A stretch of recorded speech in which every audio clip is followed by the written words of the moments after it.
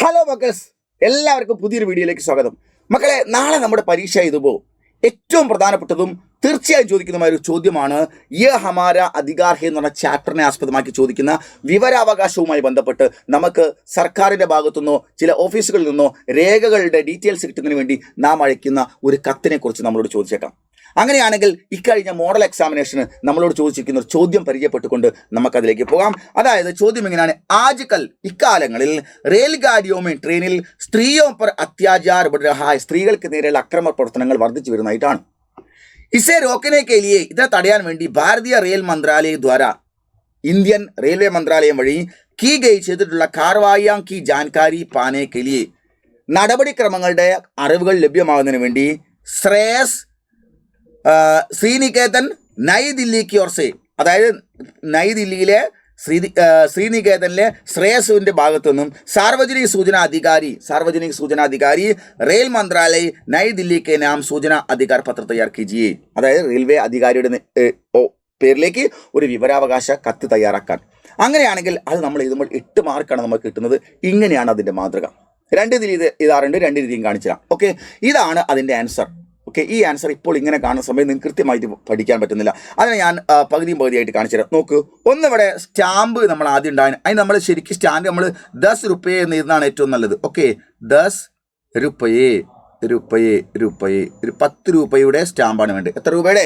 10 രൂപയുടെ സ്റ്റാമ്പാണ് വേണ്ടത്. അത് നമുക്ക് ഓർമ്മ വേണേ, മറന്നു പോകരുത്. വിവരാവകാശ പ്രകാരമുള്ള കത്താവുമ്പോൾ ആ സ്റ്റാമ്പ് അവിടെ ഇല്ലെങ്കിൽ തന്നെ കാര്യം പോയി. എന്നിട്ട് സേവാമേ, നമ്മൾ ആർക്കാണോ കത്ത് എഴുതുന്നത് അദ്ദേഹത്തിന് അഡ്രസ്സ് ചെയ്യുന്നു. സാർവജനിക സൂചനാ അധികാരി റെയിൽ മന്ത്രാലയ നയി ദില്ലി, അത് നമ്മൾ ആർക്കാണോ കത്ത് എഴുതുന്നത് അവിടെ എഴുതി. എന്നിട്ട് 1 നമ്പർ ഇട്ടിട്ട് ആവേദക നാം, അപേക്ഷകന്റെ പേര് ശ്രേയസ്. 2 ടാക്ക് കാ പൂരാ പത, അദ്ദേഹത്തിന്റെ തപാൽ അഡ്രസ്സ് എന്താണ്? ശ്രീനികേതൻ നയി ദില്ലി. 3 സൂചന കാ വിഷയ്, എന്ത് വിഷയമാണ് അറിയേണ്ടത്? റെയിൽഗാഡിയോമേ സ്ത്രീയോ പർ അത്യാചാർ സംബന്ധി, ട്രെയിനിൽ സ്ത്രീകൾക്ക് നേരെ ഉണ്ടാകുന്ന അപകടങ്ങളെക്കുറിച്ചാണ് അറിയേണ്ടത്. 4 സന്ദർഭ്, ഈ ചോദിക്കാൻ കാരണം എന്താണ്? സൂചന കാ അധികാർ അധിനിയമം 2005, 2005 പാർലമെന്റ് പാസ്സാക്കിയ നിയമപ്രകാരമാണ് ഇത് ചോദിക്കാൻ തയ്യാറാവുന്നത്. എന്നിട്ട് അതിൻ്റെ ബാക്കി നമ്മൾ എഴുതുന്നു. 5ാമത്തെ പോയിന്റിൽ മാങ്കി ഗൈ സൂചന, എനിക്ക് അറിയേണ്ടുന്ന വിവരങ്ങൾ എന്ന് പറഞ്ഞുകൊണ്ട് കൊടുക്കുന്നു. ഇങ്ങനെയാണ്.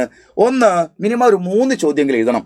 പിछले साल, കഴിഞ്ഞ വർഷം റെയിൽഗാഡിയോമേ ട്രെയിനിൽ സ്ത്രീകളിൽ അത്യാചാർക്ക, സ്ത്രീകൾക്ക് നേരെ ഉണ്ടാകുന്ന അക്രമ പ്രവർത്തനങ്ങളിൽ കിത്തനെ ശിക്കായത്ത് മിൽഗി, എത്ര പരാതികൾ റിപ്പോർട്ട് ചെയ്തിട്ടുണ്ട് എന്ന്.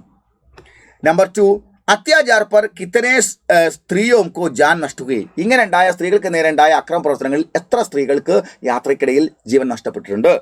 3 റെയിൽഗാഡിയോമേ സ്ത്രീയോം പർ, ട്രെയിനുകളിൽ സ്ത്രീകൾക്ക് നേരെ ഉണ്ടാകുന്ന അത്യാചാർ റോക്കിനെ അക്രമ പ്രവർത്തനങ്ങൾ തടയാൻ വേണ്ടിയിട്ട് ക്യാ കാർവായാം കീ ഗൈ ഹേ, എന്തെല്ലാം നടപടികളാണ് ഇതുവരെ സ്വീകരിച്ചിട്ടത് എന്നറിയണം. എന്നിട്ട് 6ാമത്തെ നമ്പറിൽ സൂചന ടാക്ക് യാ ദസ്തിമേ, നിങ്ങൾ കിട്ടുന്ന ആ വിവരം ഏത് രീതിയിൽ എനിക്ക് തരണം എന്നുള്ള ചോദ്യത്തിന് ടാക്ക് ദ്വാര തപാൽ വഴി അയച്ചാൽ മതി. എന്നിട്ട് ഹസ്താക്ഷർ ഒപ്പിടുക ശ്രേയസ്, എന്നിട്ട് നയി ദില്ലി ഡേറ്റും എഴുതുക. ഓക്കെ മക്കളെ, ഇത്രയും എഴുതി വെച്ചാൽ നമുക്ക് ആ വിവരാവകാശ കത്തായി. നോക്കൂ, അതിൻ്റെ പാർട്ട് 1 ആണ്. നിങ്ങൾ ഒറ്റ പേജിൽ എഴുതണം. ഞാൻ സ്ലൈഡിൽ കാണിച്ച പോലെ 2 കഷ്ണത്തിലല്ല എഴുതേണ്ടത്, ഒരു പേജിൽ. അതായത് നിങ്ങൾ ഇങ്ങനെ ഫുൾ ഷീറ്റ് പേപ്പറിൽ എഴുതണം. ഓക്കെ, റെഡി അല്ലേ? യെസ്. അങ്ങനെയാവും നമുക്ക് 8 മാർക്കാണ്. അടുത്തൊരു ചോദ്യം നമുക്ക് നോക്കാം. വേറൊരു ചോദ്യം: ആജ്കൽ സടക്ക് ദുർഘടനയെ ബഡ്ത്തി ജാ രഹി, ഇന്ന് റോഡ് അപകടങ്ങൾ വർദ്ധിച്ചു വരികയാണ്. ഇത് ടെക്സ്റ്റ് ബുക്കുമായി ബന്ധപ്പെട്ട ചോദ്യമാണ്. ഉസ്കി രോക്ദാം കെ ലിയെ, അത് തടയുന്നതിന് വേണ്ടിയിട്ട് സർക്കാർ ദ്വാര കീ ഗൈ കാർവായിയോം കി സൂചന പാനെ കെ ലിയെ, ഗവൺമെന്റ് ഭാഗത്തു നിന്ന് എടുത്തിട്ടുള്ള നടപടികളുടെ കൂടുതൽ അറിയുന്നതിന് വേണ്ടി മനോജ് കുമാർ താരാവിഹാർ പാലക്കാട് കി ഓർ സെ സാർവജനിക സൂചനാ അധികാരി public information officer Sadak Parivahan വിഭാഗ് റോഡ് ട്രാൻസ്പോർട്ട് വകുപ്പ് കേരള സർക്കാർ കെ നാം പർ, കേരള ഗവൺമെന്റ് നേരെ ഏക് സൂചന അധികാർ പത്ര തയ്യാർ കരി, ഒരു വിവരാവകാശ കത്ത് തയ്യാറാക്കാനാണ് നമ്മളോട് പറയുന്നത്. അങ്ങനെ വന്നാൽ ആ ചോദ്യത്തിന്റെ ഉത്തരം എങ്ങനെ ഉണ്ടാവും നമുക്ക് നോക്കാം മക്കളെ. നോക്കൂ, അതായത് ഇങ്ങനെയാണ് അത് ആൻസർ. ഈ രീതിയിലും നമുക്ക് വിവരാവകാശ കത്ത് എഴുതാം. അതായത് നേരത്തെ നമ്മൾ വരച്ച് ഗോളൊക്കെ വരച്ച് കണ്ടില്ലേ, ഇങ്ങനെയും എഴുതാം. അതായത് ഇവിടെ നമ്മൾ നോക്കൂ, ഇവിടെ നമ്മൾ 10 രൂപയെ എന്ന് വലതുവശത്ത് എഴുതി. 10 രൂപയെ എന്ന് എഴുതിയതിന് ശേഷം, 10 രൂപയെ എന്ന് നമ്മൾ എഴുതിയതിന് ശേഷം പ്രേഷക്, നമ്മൾ കത്ത് എഴുതുന്ന ആള് മനോജ് കുമാർ താരാവിഹാർ പാലക്കാട്, കത്ത് എഴുതുന്ന ആളിൻ്റെ പേര്. പിന്നെ സേവാമേം സാർവജനിക സൂചനാ അധികാരി സടക്ക് പരിവഹൻ വിഭാഗ് കേരള സർക്കാർ എന്ന് എഴുതി. എന്നിട്ട് നമ്മൾ ചൂട്ടിൽ മഹോദയ് വിഷയ് സടക്ക് ദുർഘടനയെ സംബന്ധി ജാൻകാരി പാനെ കെ ലിയെ, റോഡ് അപകടങ്ങൾ സംബന്ധിച്ച അറിവ് ലഭിക്കുന്നതിന് വേണ്ടി. എന്നിട്ട് സന്ദർഭ സൂചനാ അധികാർ അധിനിയമം 2005 എന്ന് എഴുതി. അതിനുശേഷം 3 ചോദ്യങ്ങൾ നമ്മൾ എഴുതണം. ആ ചോദ്യങ്ങൾ ഒന്നിങ്ങനെയാണ്. ഒന്ന്, പിछले साल സടക്ക് ദുർഘടനാവും സെ, കഴിഞ്ഞ വർഷം റോഡ് അപകടങ്ങളിൽ കിത്തനെ ആദ്മിയോं का जान नष्ट हुए हैं, എത്ര ആളുകളുടെ ജീവനാണ് നഷ്ടപ്പെട്ടത്. അടുത്തത് നമ്പർ 2, ദുർഘടനാവും സെ ജാൻ ഗയെ, റോഡ് അപകടങ്ങളിൽ ജാൻ ഗയെ, ജീവൻ പോയിട്ടുള്ള ലോഗോं की परिवार के लिए, ബന്ധുക്കളുടെ കുടുംബത്തിന് വേണ്ടിയിട്ട്, ആളുകളുടെ കുടുംബങ്ങൾക്ക് വേണ്ടിയിട്ട് ക്യാ ക്യാ സഹായത കിയാ ഹെ, എന്തെല്ലാം സഹായങ്ങളാണ് ചെയ്തിരിക്കുന്നത്.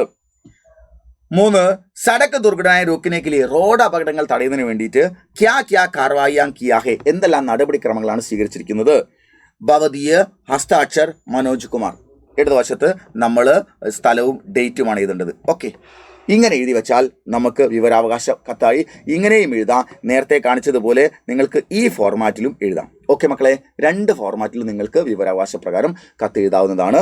ഇങ്ങനെയുള്ള ഏത് ചോദ്യങ്ങൾ വന്നാലും നിങ്ങൾക്ക് ഉത്തരം എഴുതാൻ കഴിയണം. മറ്റെല്ലാ ടെക്സ്റ്റ് ബുക്കുമായി ബന്ധപ്പെട്ട ചോദ്യങ്ങൾക്ക് ഇന്ന് വൈകുന്നേരത്തെ ലൈവിൽ ഏറ്റവും ഇമ്പോർട്ടൻറ്റ് ഷുവർ ക്വസ്റ്റ്യൻസുമായി ഞാൻ ലൈവിൽ വരുന്നുണ്ട്. എല്ലാവരും കൃത്യസമയത്ത് ജോയിൻ ചെയ്യുക. നമുക്ക് ഗംഭീരമായിട്ട് പഠിക്കാം. ഓക്കെ.